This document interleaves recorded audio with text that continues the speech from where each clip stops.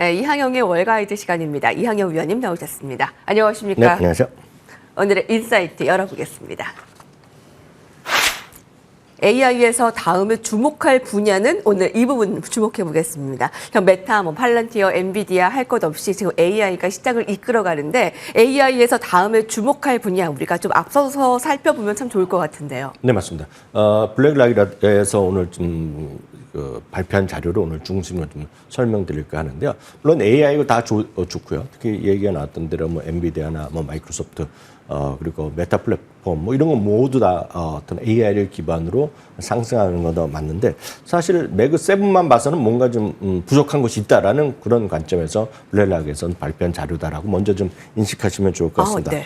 연초 대비요. 매그 7은 지금 0.4% 어저께까지 올라갔습니다. 나스닥 100이 전체적으로 7% 올라가고 S&P 500이 한 5.4% 올라간 거에 비해서는 매그 7이 전체적으로 약간 상대적으로 지고 있다라고 보셔야 되겠습니다. 물론 4월 7일 저점보다는 상당히 많이 올라가면서 4월 7일 이후에는 다시 주도권을 회복했지만 연초 대비를 보면 아직은 뭔가 좀 딴 거에 비해서는 S&P 전체 지수보다는 약간 부진했다라고 보셔야 되겠는데요. 물론 그런 관점에서 블랙락에서 제조하는 것은 매그 7만 보더라도 충분할 수 있지만 뭔가 빠진 게 있다. 2, 3%가 부족하다. 그런 관점에서 AI 중에서도 소프트웨어 쪽에 좀 중심을 좀 봐야 된다. 그런 시각을 우리 한번 시청자분들 다시 한번 정리해 볼 수 있으면 좋겠는데요. AI도 이제 처음에 이제 기본적으로는 엔비디아부터 시작해서 하지만 조금씩 접근하고 활용도가 높아지면서 소프트웨어 중심의 기업을 좀 주목하자 그런 얘기가 되겠는데요. AI와 AI에서의 기본적인 일반적인 산업에서 하드웨어 중심에서의 기본적인 뭐라고 할까요? 엔비디아의 어떤 칩 그리고 데이터 센터 이런 거에서 일상생활 산업을 연결할 때 뭔가 연결고리가 필요한데 그 연결고리를 해주는 것이 바로 소프트웨어라는 얘기를 하고 있겠고요. 블랙락은 AI 개발은 전속력으로 지금 풀악셀을 밟고 달리고 있는데 그중에서 소프트웨어 쪽이 상대적으로 조금 더 수혜가 큰 쪽으로 지금 진행 단계가 진행하고 있다라고 보여지고 있습니다. 그러면 엔비디아 소프트웨어 관계는 어떤 거냐? 엔비디아는 AI 개발의 중심이고 앞으로도 중심이고 상당히 중심에 있을 건 분명하다는 얘기죠. 다만 엔비디아만 갖고 칩만 갖고 모든 걸 할 수 없지 않습니까? 물론 엔비디아도 플랫폼을 하고 다양하고 있지만 그걸 실질적으로 활용해서 일반 산업, 일반 일상생활에 들어올 때는 뭔가 도와주는 일을 하는 사람들이 많이 있다라는 것이 되겠고요. 그런 관점에서 블랙락은 엔비디아의 전망은 여전히 긍정적이지만 AI 제품에 통합하는 소프트웨어 쪽에서 앞으로 조금 더 큰 기회가 있을 것이다. 그래서 이걸 놓치면 곤란하다. 그런 얘기를 하고 있다라고 보셔야 되겠습니다. 그런 관점에서 AI 시대에서 소프트웨어가 조금 더 강점을 가지고 있는 것들을 몇 가지 지적을 하고 있는데요. 상대적으로 경쟁 우위를 한번 잡기 시작하면 상당히 오랜 기간 그 영향을 지속할 수 있다. 많은 사람들이 AI 맞는 기업들이 이제 대부분은 이제 구독을 권유하고 있고 구독을 하게 되면 한번 그 생태계에 빠지면 빠져나오기 쉽지 않거든요. 그러니까 그런 관점에서 경쟁 우위가 처음에 있는 것이 상당히 다 중요하고 있겠고요. AI 소프트웨어가 빠른 속도로 일상생활, 일반 산업, 일반 기업, 일반 국가에 적용되고 있다는 점들 얘기를 하고 있습니다. 그리고 소프트웨어 기반이다 보니까 제조업을 하는 것이 아니기 때문에 상당히 마진이 고마진을 갖고 있다는 얘기죠. 대표적인 것이 여러분 메타 플랫폼을 보시면 되겠습니다. 메타 플랫폼이 물론 일부 요즘은 이제 스마트 글래스라 그래갖고 레이벤이랑 이런 몇 가지로 그 하드웨어도 하지만 대부분이 소프트웨어 쪽이지 않습니까? 그 마진이 엄청 높을 수밖에 없다는 거죠. 그러다 보니 인적 자원도 아주 소수의 아주 극도로 정말 똑똑한 사람들만 데려가고 나머지 일반적인 직원들이 계속 감원하고 있고 마이크로소프트 오늘 9,000원 감원 얘기를 했는데 그래도 그런 것들이 일반적인 사회적인 현실이라고 보여주고 있습니다. 오늘 저희도 어저께 일부 얘기해드렸지만 오픈의 샘 헬트만이 요즘 주고 사람 데려가는데 1억 달러 주고 사람 데려간다는 얘기하는 거잖아요. 그래서 우리나라 오늘 일부 신문에서도 이제 인재 한 명 몸값에 1,000억 원 이렇게 기사가 났더라고 자극적인 기사. 저희 방송 보신 분은 이미 어저께 보신 내용이지만 그런 것들이 일반적인 사회 현상이라 보셔야 되겠고요. 한번 이제 이 업계에 들어가면 계속 반복적인 수익을 가져오다는 것이 소프트웨어의 특징이라고 되겠습니다. 매일 쓰는 거, 매달 쓰는 거, 매년 쓰는 거에 대해서 한번 계약을 맺으면 계속해서 거기서 매출이 발생하는 그런 구조라고 보시면 되겠습니다. 그런 관점에서 블랙락에서 투자자한테 조언을 하는 입장에서 결론적으로 얘기하면 지속 가능한 성장과 강력한 단위 경제성은 엄청나게 비용 대비 엄청나게 큰 수익을 가져다주는 그런 기업이라고 얘기하는 거거든요. 여러분들 인스타 한번 빠지니까 인스타에서 빠져나가기 쉽지 않지 않습니까? 딱 그런 느낌으로 이해하시면 좋을 것 같습니다. 그런 관점에서 블랙락에서 제시하는 자기네들이 관심 있는 소프트웨어 기업을 몇 개를 얘기하고 있습니다. 첫 번째가 인투이트입니다. 인투이트는 우리나라에서는 익숙하지 않지만 서양에 있는 사람들은 모르는 사람이 한 명도 없습니다. 네. 터보텍스라는 것을 하는 기업이 되겠고요. 터보텍스를 통해서 많은 사람들이 개인들이 소득세라든가 이런 것들을 전부 다 계산하고 보고할 때 쓰는 대표적인 소프트웨어가 터보텍스라는 기업이 바로 터보텍스를 만들고 운영하는 기업이 인투이트라고 보셔야 되겠고요. 듀오링어는 뭐 우리나라에서도 요즘 엄청나게 많이 쓰고 있고 제가 요즘 깜짝 놀란 거는 저녁 종합 뉴스 시간에 듀오링어로 광고를 하더라고요. 뉴스 시간에. 그러니까 그런 것들이 바로 AI 언어 솔루션이라고 보셔야 되겠죠. 물론 경쟁사도 많이 있습니다. 다음은 여러 번 말씀드렸던 세일즈포스가 되겠습니다. 심볼은 CRM이 되겠고요. 데이터 이제 정리, 정리, 데이터 커넥션 이런 쪽으로 하는 기본적인 기업이 되겠습니다. 다음은 이제 오토데스크죠.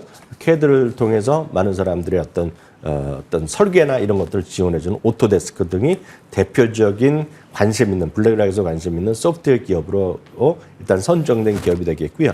다만 이 중에서 이제 익숙한 기업이 있고 정말 철저하게 기업 분석을 하실 수 있는 분들은 어서 종목을 찾으시면 되겠고요. 그렇지 않은 분들을 위해서 ETF를 두 가지를 말씀드리겠습니다. 네. 대표적인 ETF는 IGV입니다. 블랙락에서 하는 Expanded Tech Software.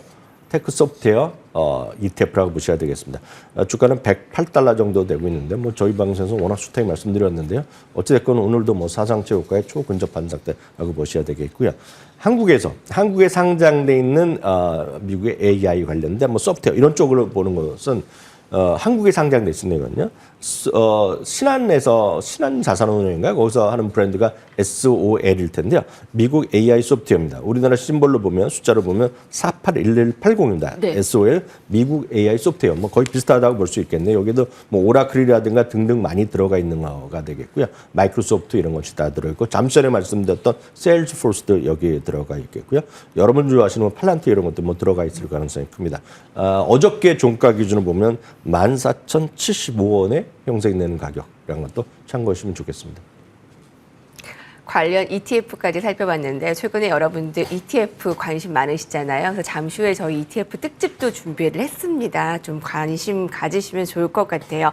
AI 소프트웨어에 대한 분야 자 살펴봤고요. 접목시켜야 할 종목들까지 알아봤습니다.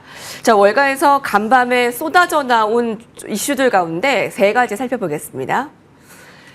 첫 번째 오늘 테슬라 살펴봐야 되겠는데요. 주가가 5%가량 급등했습니다. 2분기에 차 판매 13% 감소에도 불구하고 주가가 이렇게 올랐다? 어떻게 해석해야 될까요?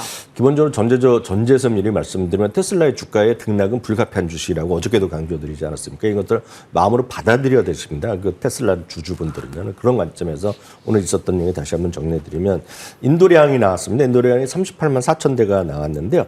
전망이 38만 7천 대입니다. 부족한 건 분명히 맞습니다만 긍정적으로 보는 사람들은 야 생각보다는 괜찮았다 얘기를 많이 합니다. 그래서 또 일부에서는 월가에서는 이것보다 더 안 좋게 얘기했던 것에 비해서는 오히려 4%에서 5% 더 많이 났다는 얘기를 하는 사람도 있습니다. 그러니까 눈높이가 워낙 낮아져 있었다라는 것을 보셔야 되겠습니다. 참고적으로 작년에 44만 4천 대였기 때문에요.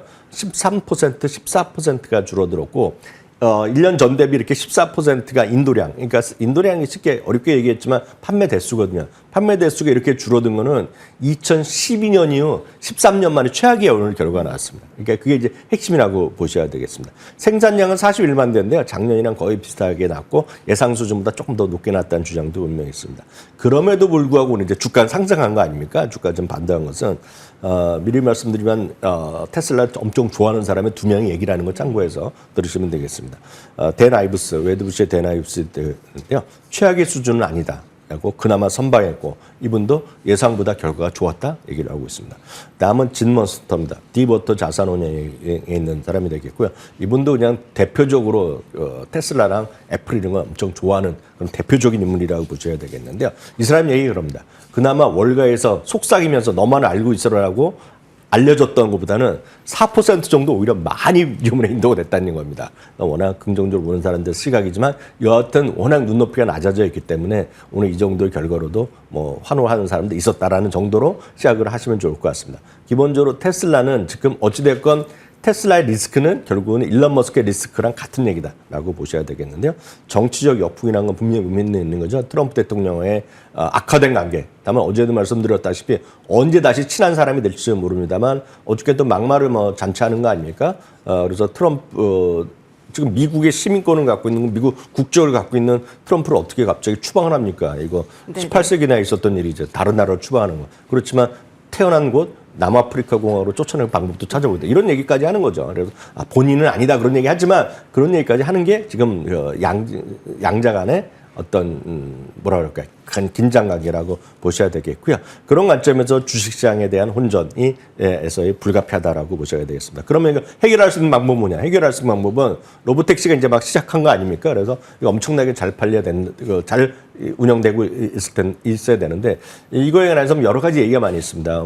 모건 스탠리 워낙 좋아하고 있고 뱅크 오브 아메리카에 대해서도 오늘도 상당히 긍정적인 향후 이제 자동차 시장에서의 로보택시 그리고 택시가 시장이 완전히 뒤집어질 수 있고 당장은 아니겠지만 앞으로 크게 발전될 때 그 일론 머스크의 테슬라가 큰 역할을 할 수 있다는 그런 견해도 분명히 있지만 늘 말씀드린 중요한 것은 미국 주식시장의 핵심은 숫자입니다. 숫자 외에 갖고 가는 것, 숫자 외에 없이 그냥 꿈과 희망만 갖고 가는 것은 기본적으로 변동성이 클 수밖에 없고 변동성은 클 수밖에 없는 대표적인 주식이 바로 이 테슬라 그리고 여러분들 좋아하시는 팔란티어 이런 것들이다라고 이해하시면 되겠습니다.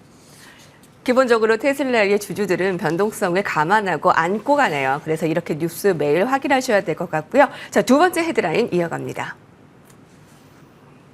골든클로스 그 이후입니다. S&P 500 지수를 기준으로 2년 만에 골든클로스를 맞이했는데 그 주가 향방 그 이후의 핵심 포인트 살펴볼 거고요. 골든클로스 종목들도 오늘 같이 보죠. 네, 2023년 2월 2일이니까요. 2년하고도 4개월 정도 만에 이제 골든크로스가 S&P 500이 어지가 발생했고요. 오늘까지도 또다시 사상체 효과가 왔기 때문에 S&P 500은 올해 들어서 벌써 6번째 사상체 효과입니다.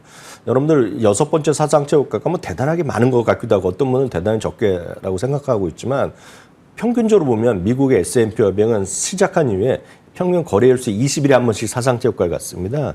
거래일수 21세라는 건 달려 그러면 한 달이거든요. 네. 그러니까 6월이니까 지금 7월이니까 6번, 7번은 그냥 정상적인 수준에 있다라고 보셔야 되겠습니다. S&P 500 연초 대비 5% 조금 넘게 올라갔거든요. 연간 10% 올라가는 거기 때문에 이것도 약 평균에 딱 맞게 지금 주식시장은 움직이고 있다. 그래서 변동성은 있었지만 그것조차도 평균적인 흐름이었다라고 먼저 좀 이해하셔야 되겠습니다. 파이퍼 샌들에서는요, 이런 골든크로스가 한번 난다는 것은 시장에 상당히 긍정적인 결과를 나타냈고 앞으로도 그럴 것이다라고 얘기하고 있습니다. 역사적 데이터를 한번 보실 필요가 있겠는데요. 1928년 이후에요. 1928년이니까 이거 100년 동안의 전체적인 역사를 보면 한 달 후에도 한 0.4에서 1%, 3개월에 2.7에서 3.6%, 1년 후에는 아까 말씀드린 평균적인 10.3에서 12% 정도가 평균이건 미대한 값으로 올랐다고 보셔야 되겠고요. 평균적으로 시장은 우상향하는 쪽으로 올라갔다고 보셔야 되겠습니다. 조금 더 좁혀서요. 1982년이요. 한 20년 동안의 흐름만 보면 오히려 또 상승폭이 컸습니다. 1982년만 보면 그림에서도 보이다시피 1년 3달 후, 3개월 후, 6개월 후, 12개월 보더라도 전체 역사적 평균보다 더 올라갔습니다. 즉 1년 후에 보면 13%가 올라갔기 때문에 평균적인 상승폭 10%보다 더 올랐다. 즉 S&P 500이 골든크로스가 한 번 나면 상당히 긍정적인 결과가 났다는 걸 좀 통계가 있다라고 보셔야 되겠고요. 최근에 골든크로스가 났던 종목 몇 가지만 보면 최근에요. 대표적인 것이 아날로그 디바이스가 이제 최근에 그저께 정도 이제 골든크로스가 났고요. ASML도 골든크로스가 난 상태가 되겠고요. 최근에 주가가 약간 등락이 있는 코인베이스도 골든크로스가 난 주식이 되겠고요. AB는 또 대표적으로 이제 드론으로 많이 얘기하는 것도 아마 좋아하시는 분 많이 있을 것 같습니다. 에어로 바이런먼트인데요. 이것도 이제 골든크로스가 난 종목이라는 정도 참고해서 여러분 스타디 해보시면 좋을 것 같습니다. 네. 골든크로스 소식 전해드렸습니다. 자, 마지막 헤드라인은 이겁니다. 월간 소식 전해드리는데요. 밸런스 보도입니다. 빅뱅크 호재, 배당, 자사주 매입 계속 올리고 있네요. 우리 그런 얘기 했잖아요. 엔비디아 기술주 관심 많은데 한쪽에서도 사상 최고가 업종이 있습니다. 바로 금융주인데요. 호재 계속 나오네요. 네, 맞습니다. 올해 들어서 연초 대비 가장 많이 올라간 섹터를 보면 단연코 꾸준히 올라간 건 금융업종입니다. 예. 기술주는 급락했다가 또 반등했다라고 보셔야겠고요. 금융주는 큰 회사는 꾸준히 올라간 그 대표적인 종목이 되겠는데요. 저희가 지난주부터 몇 차례 말씀드렸다시피 확장된 레버리지 비율이 이제 완화 이게 한번 말씀드렸고요. 또 하나가 스트레스 테스트인데 이게 또 원만하게 22개에 해당되면 다 플러스 원만하게 다 이번에 패스했거든요. 그러다 보니 이제 이들 기업은 기분이 좋은 거죠. 그래서 이들이 하는 것은 뭐겠습니까? 우리나라 요즘 상법 개정도 이슈 오늘 된다 안 된다 얘기하고 있지 않습니까? 이건 전부 다 결국 주주 친화 정책인데요. 주주 친화 정책이 그냥 이미 돼 있는 나라가 미국이거든요. 쉽게 얘기하면 상법 개정 우리나라 그렇게 이슈가 되고 있지만 미국이나 이런 쪽이 이미 돼 있는 나라입니다. 그쪽이. 그러니까 그런 관점에서 이들이 좋아하는 것이 여러분들이 좋아하는 것이 배당을 늘리고 자사주 매입을 늘리거든요. 이 대표적인 기업들이 최근 들어서 전부 다 인상을 발표하고 자사주 매입을 확대를 발표했습니다. 여기에는 JP 모건 체이스나 뱅크 오브 아메리카, 웰스파고, 모건 스탠리, 골드만삭스, 시티그룹 이런 것도 전부 다 최근에 발표한 한 것들이고 여기에 두 군데는 오히려 자사주 매입도 더 크게 발표했거든요. 이런 관점에서 이런 것들이 전부 다 사상치 효과 추이 내지는 50주의 효과 추이를 갖고 있다고 보셔야 되겠습니다.